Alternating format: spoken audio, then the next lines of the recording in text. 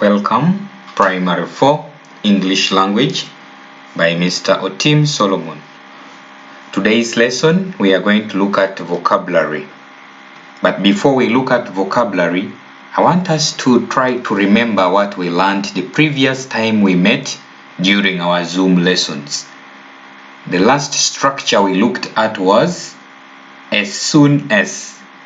And we said that when we use this structure to start the sentence, then we must separate the two actions using a comma.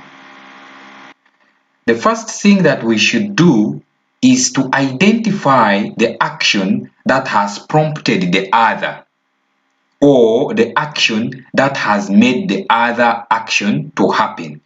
Because when we are using as soon as, we are trying to join the two actions that have happened one after the other.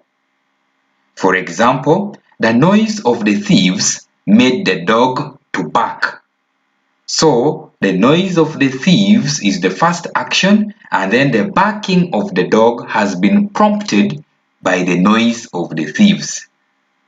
Still with the sports as we are looking at, when the referee blows the whistle, the match starts. So the first action prompts the other action. The blowing of the whistle prompts the beginning of the game. Still, when we look at this, we take note of the fact that the words like the moment, immediately, these words are used in place of as soon as. So if you get such words in your sentence, you remove them and then you replace them with as soon as. So let's have this example. The moment the players entered the field, full stop, it started raining, full stop. So when you are to join those two sentences using as soon as, you are going to replace the word the moment. And then the sentence will be, as soon as the players entered the field, comma, it started raining, full stop. Okay? So that means that you must introduce a comma when you are beginning the sentence using the word as soon as. That was the last lesson we heard the last time we met. In this lesson today, I request you to quickly subscribe to the channel as we continue watching. And if you have just joined us, remember to get to the comments and begin to interact with the teacher, because I will be responding to your comments as the lesson goes on. Okay, so let's look at the vocabulary. In this vocabulary, we will be looking at basically three things in each vocabulary that we are going to look at. We shall learn to pronounce the vocabulary, we shall learn the meaning of the vocabulary, and we shall learn to use the vocabulary in the sentence. So these are the three things that we shall be looking at in each vocabulary that we shall be learning in today's lesson. So the requirement of this lesson is a dictionary. Make sure you have your dictionary there as you watch this video. Make sure you have your dictionary, because there are words that we are going to look up their meanings and maybe look up the usage of such words. We are also going to have some pictures guiding our discussion. Okay? A picture like this will try to make you think about the first vocabulary that we are going to look at. So make your observations and then you go to the chat and comment. Name this vocabulary. Okay? This vocabulary is dressed on, and it is dressed on by the dancers or the actors or the actress when they are performing. What is that vocabulary? On the chat, I will be giving people who are writing that vocabulary a tick. The vocabulary is costume, costumes. Most times this word is pronounced by other people as ko, but today I want us to look at its pronunciation right here. Let me annotate it, and then we shall be able to see the phonic sound. So the word here is costume. If it is one, then if there are many, then we can say costumes. Okay? So the word there is costumes. If you're there, you want to pronounce it with me, I will be very grateful. Costumes. Okay. So when we look up the meaning of the word costume in your dictionary, you should be able to run to the chat and present to me the meaning of the word before I get it to you. So, costumes are clothings or material worn by people from a particular place or during a particular historical event or period. So for this case, we have dancers and they have worn the costumes. These costumes represent a group of people. And I know that now you know the name of this cloth, the name of that dancing costume in the West, especially if you're a Muganda. You should be knowing these costumes by name. Okay, so costumes are materials or clothings worn by people when they are performing either in drama or in music. Okay, so can we quickly go to our usage? Let's use this word as I have tried here. Mary's costume was so amazing. It was so amusing, sorry. Mary's costume was so amusing.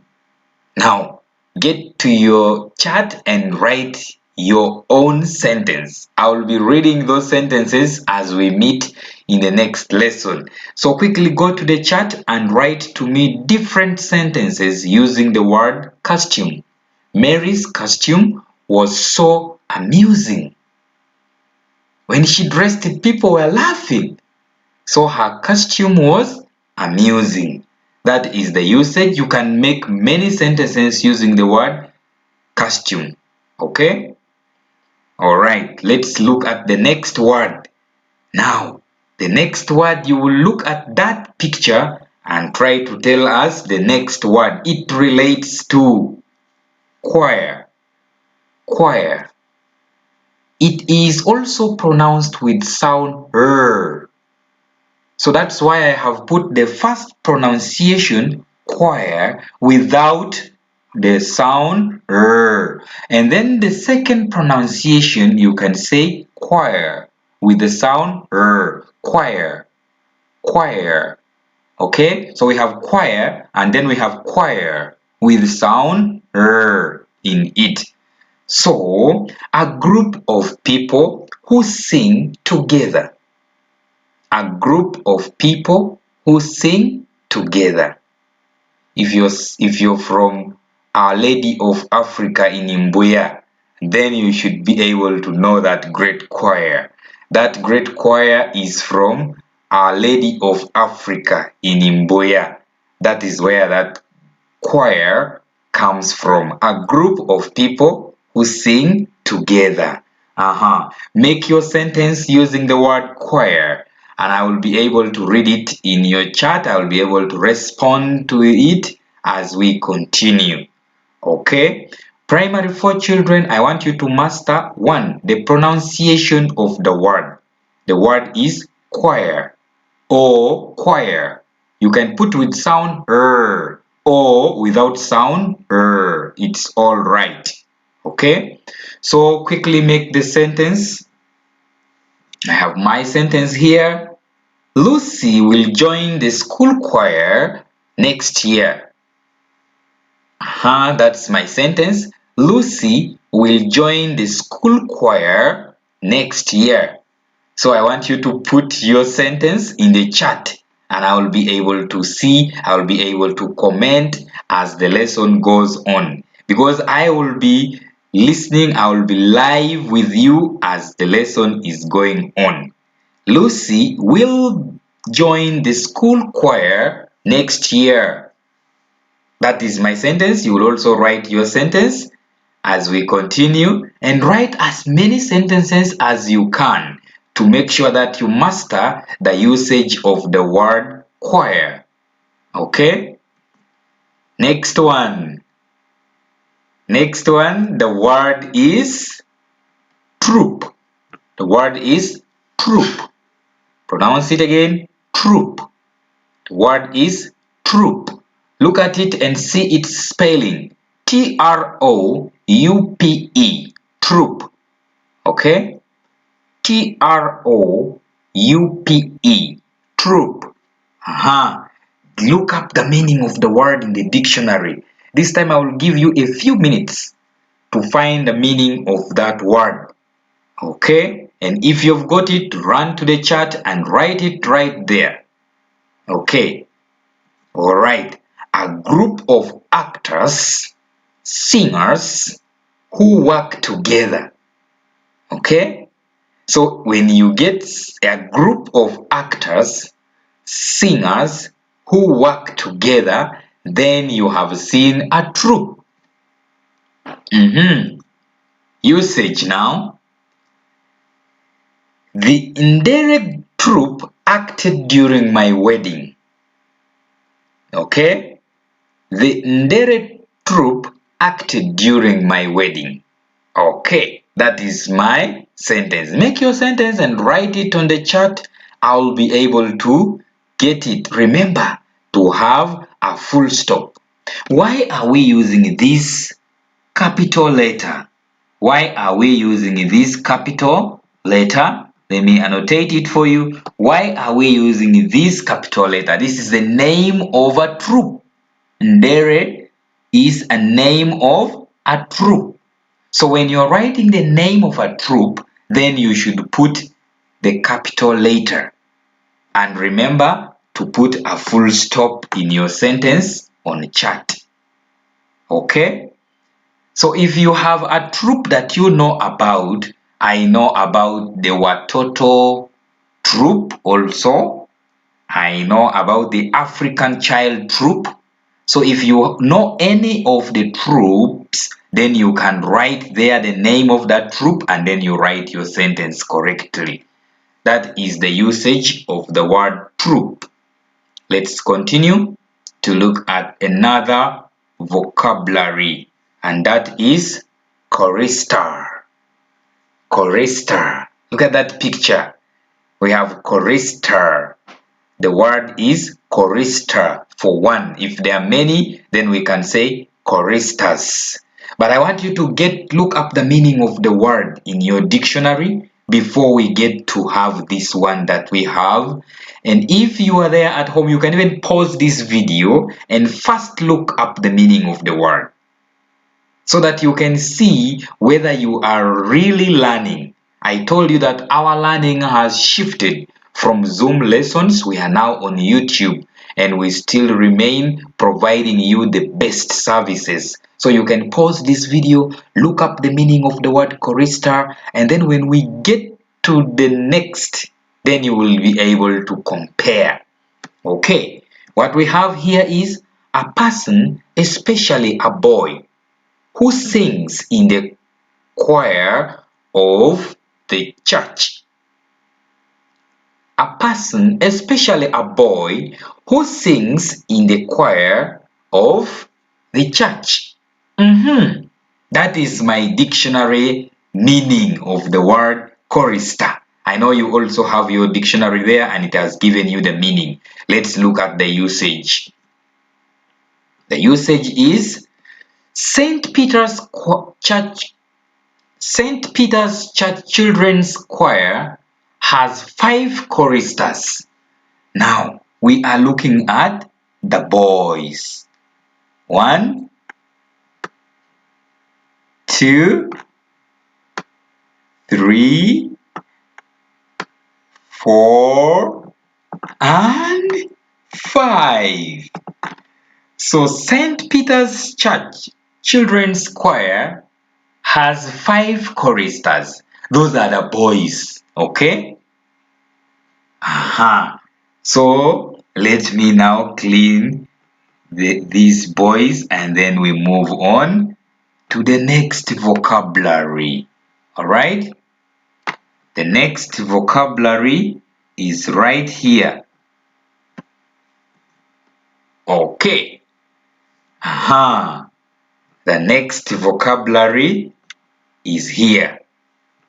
Now, people who always say ko, this time the word is come. Okay? Composer.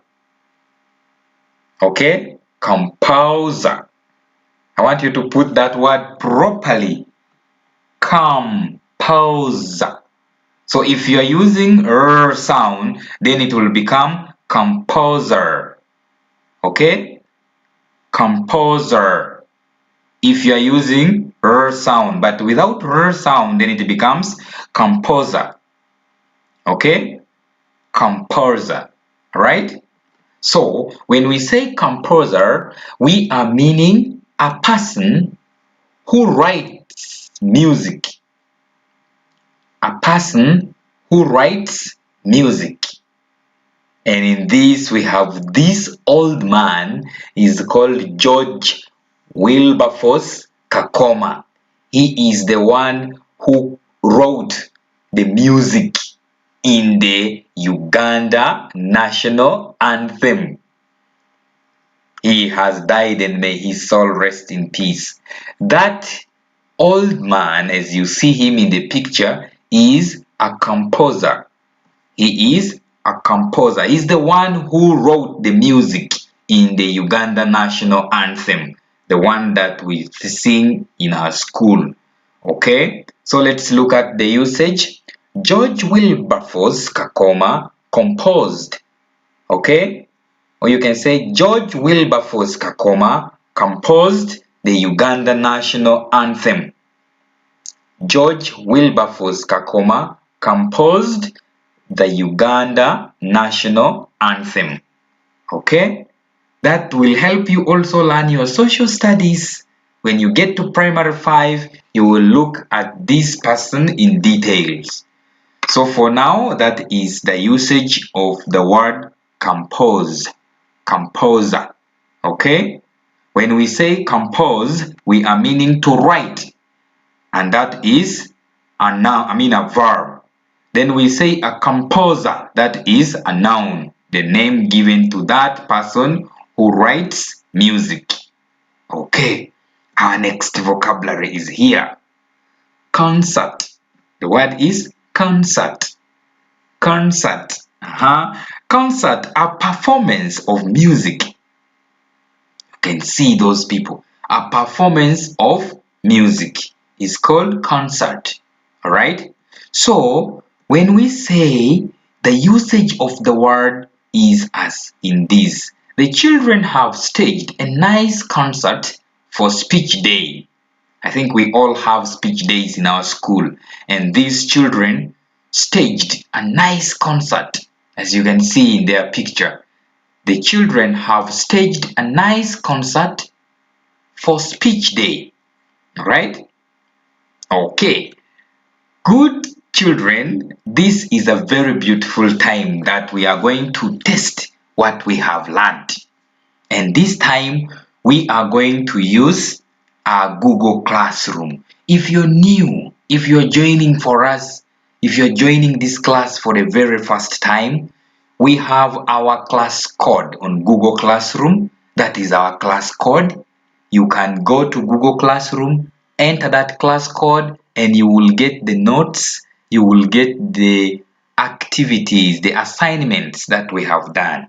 For today's assignment, it is a puzzle, a word puzzle.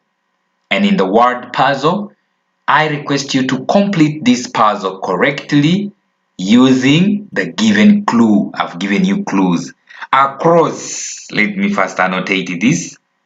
Across. When you are writing across, you come to number 2, and this is number 2, and you are going to write actors and actress wear them. What is that actors and actress wear to perform? That was our first vocabulary. So it has got 1, 2, 3, 4, 5, 6, 7, 8. It has 8 letters. Okay? You're going to start from here. You're going to start writing here that word going across. It has 8 letters. Actress and actors wear them. Okay? Then you go to still across, number 4. Still across, writing going across. A boy who takes in a play. A boy who takes in a play. A boy, I think we have given you that. It has got how many letters? 1, 2, 3, 4, 5 letters. Okay? Still across, we have got number 5. Across, we are starting from here and it is going across. To say a poem without reading it. To say a poem without reading it. It has got how many letters? 6 letters. 1, 2, 3, 4, 5, 6. So you will write this word across. What about writing down? We'll start with 1. You're going to start here. Acting of plays is called. You write here. It has 5 letters. 1, 2, 3, 4, 5 letters. Number 2, a group of singers. A group of singers. Number 2, writing going downwards. It starts from here. 1, 2, 3, 4, 5 letters. Okay? So number 3 is the last one. Writing down. A platform where songs, plays, and dances take place. You can write it here. 1, 2, 3, 4, 5. So this is our assignment and you will do it in Google Classroom. You will write in your book as we used to do, scan the answer and then you upload, you turn in our Google Classroom. I will mark and submit it. I've given you the classroom code. This is our classroom code again. As I thank you all for watching, please subscribe to our channel and then you do the assignment in our Google Classroom. The code is 2NOTMY3. Thank you very much for listening. I hope you have learned something. Please subscribe and continue to be tuned to the rest of the lessons that come after this. We have our timetable. Please follow the timetable and keep tuned to our lesson.